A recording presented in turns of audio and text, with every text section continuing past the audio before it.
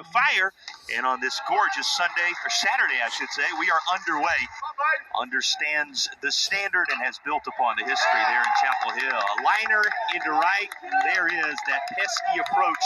No doubt about it. We won't throw the numbers on the table when it comes to ages at this point. In the air, it goes to left, backing up to the wall, reaching up, and he brings it back. What a play by Watson. Just when it looked like the Tar Heels had a 2-0 lead, Watson emerges. Holy cow, what a play by Ben Watson. But he rarely goes outside of the strike zone.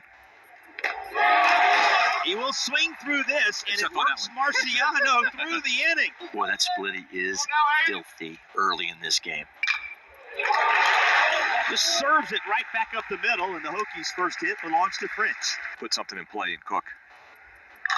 We'll see it. Puts this in play. But it's just that quickly on out of play and out of the yard for a 2-run bomb. Cook has given the Hokies an early lead in Game 2 of the series with his 5th home run of the year.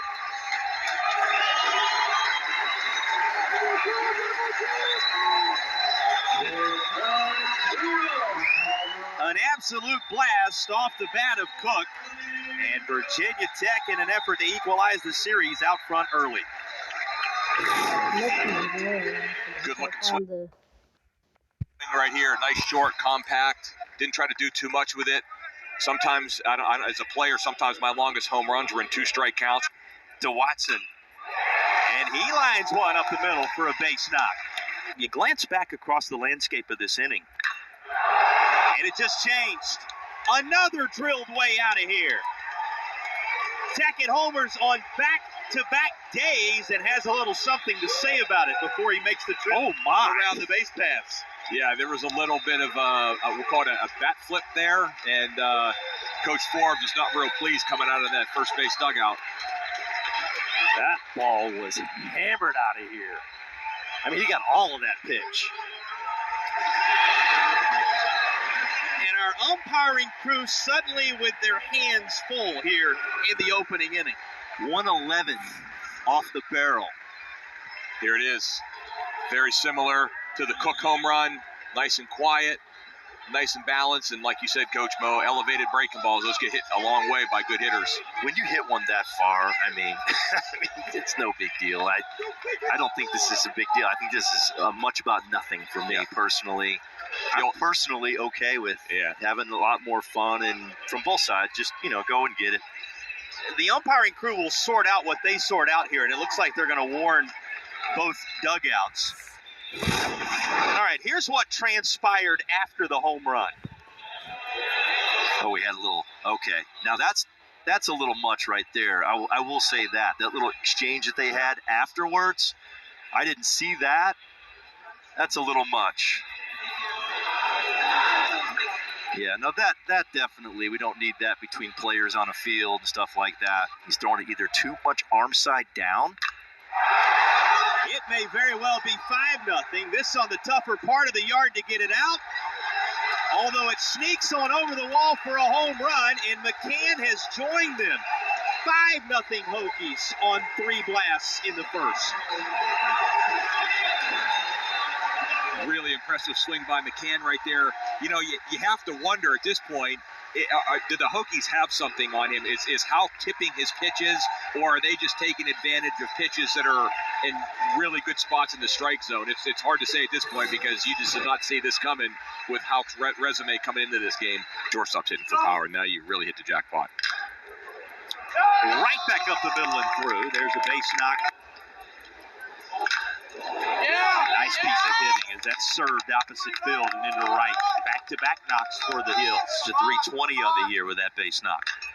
This is sent by a diving third baseman and into left field. Bases loaded that quickly for the Tar Heels with a trio of hits in the second. Swing and a miss, strike 3. Timely punch out for Marciano. Another timely strikeout to leave them loaded. Another payoff pitch. This the other way, left field. That's winding toward the corner, and it's going to one-hop the wall to clear them with a double that resets the game in many ways for the Tar Heels. Wow, what an at-bat by Kepley. Number of pitches seen after the count reaches 2 strikes. Look at him take third. Wow. 90 secured by Kepley right there. But you're making the pitcher work. You're not just a good morning, good afternoon, good night hitter. Kepley, remember, saw 18 pitches and 2 at-bats. This is in the air to left, and the inning is over. Another of those 3-ball counts you've referenced. Here's the 3-0. On 4 pitches, Cook draws a walk. 20-some-odd years as a skipper over here.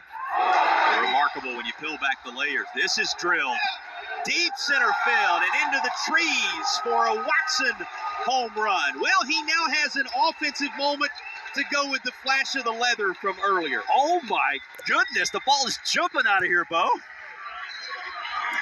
Really nice swing right there by Watson. He should have 4 RBIs today because that's 2 right there, and he took 2 away defensively, so those should count somewhere on his stat sheet. He's +4 today. +4, yep. If you're a basketball guy, he's +4, or a hockey player. Yeah, again, we talked about Watson last year, leading the ACC in hitting, wanting to maybe hit for a little more power this year.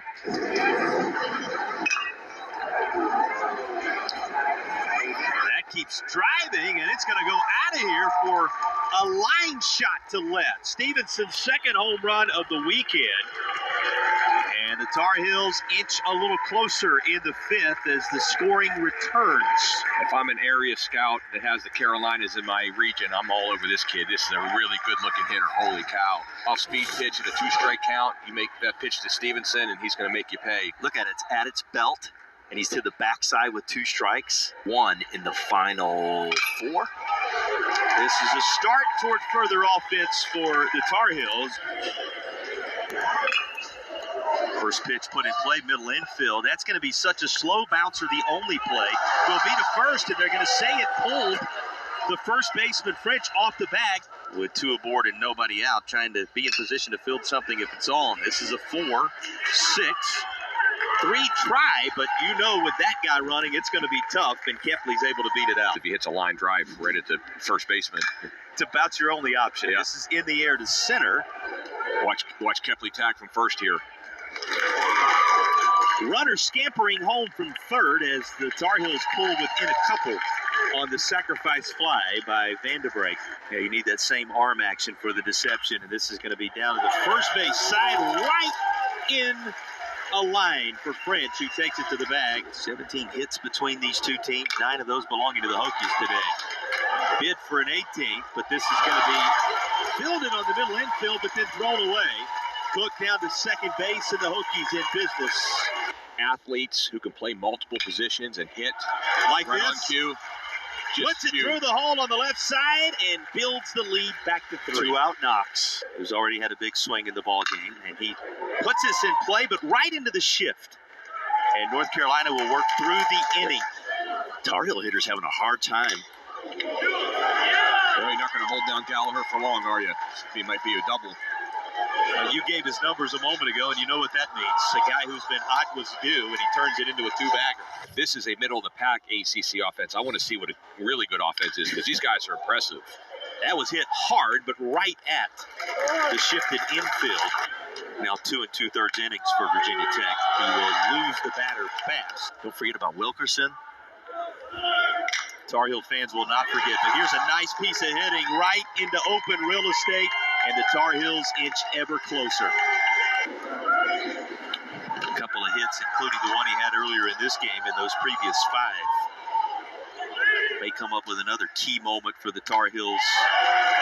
If he can put something in action here, won't happen. Only 2 still looking for a hit in the Tar Heel lineup. First base, fair ball. And close play at first, but the out is recorded. It makes life a little easier from the broadcast booth in a moment like this, right? Absolutely. It looks a lot easier up here than it is in that dugout. They're number 1, de facto number 1. This is hit well.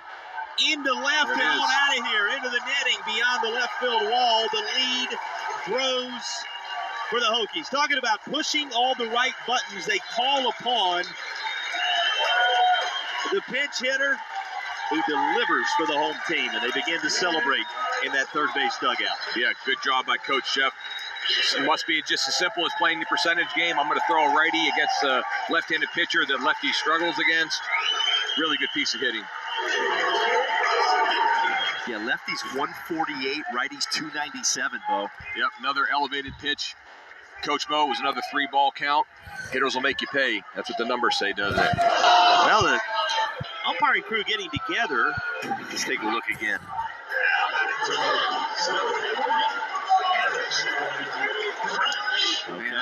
The There you turn go. and the slam of the bat may have been enough, and he is going to be departing now. So Davis has been ejected from the baseball game for what you just witnessed. And again, you got to remember, BMO, that dates all the way back to what happened in the early stages. And that's huge because you're out tomorrow. You're not able to pinch hit him tomorrow or play him tomorrow. But he's definitely out tomorrow. And I don't think what he did was excessive, but when you've been warned and then you do it, then you have to pay the penalty, unfortunately. So I feel bad for Jared Davis. The penalty, his departure, and this is going to be a fair ball, interestingly enough. And the final out is recorded in that fashion in the wild moments of the bottom of the 8th inning here in Blacksburg. And it's getting a little testy now as the Tar Heels are emptying out of that first base dugout. And Coach Sheff with some words from his side of the field. And now both coaches jawing pretty steadily at one another. And the umpiring crew, somebody just got tossed.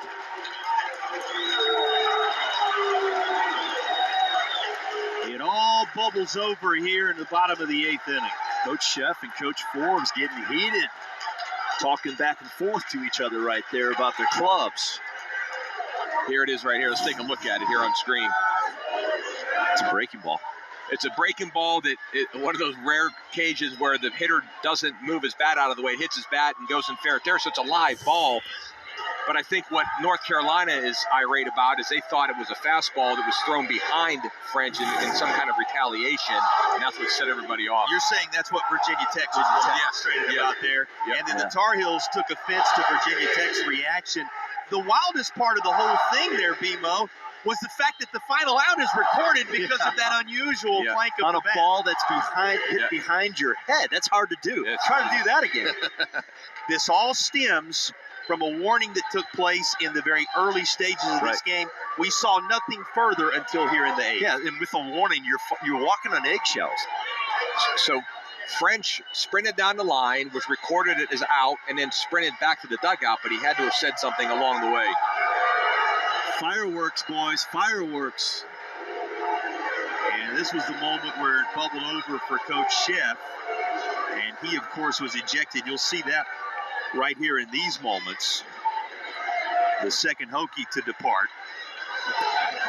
So that confirms that Coach Forbes also having been ejected. And, well, you see how many it's taking to figure out the scorecards and the lineups moving forward into this 9th inning right now on the field. He was ejected, so it's going to be Jordan as they go deep on the depth chart to get the job done there. And Kepley is retired in his 3 2/3 innings. And he comes away with a second strikeout. 2 down in the 9th. Right. I'd go in. Let's see. Payoff pitch. Called strike 3, and the Hokies take game 2 by a final of 10-6 to even the series and set up that engaging rubber match tomorrow.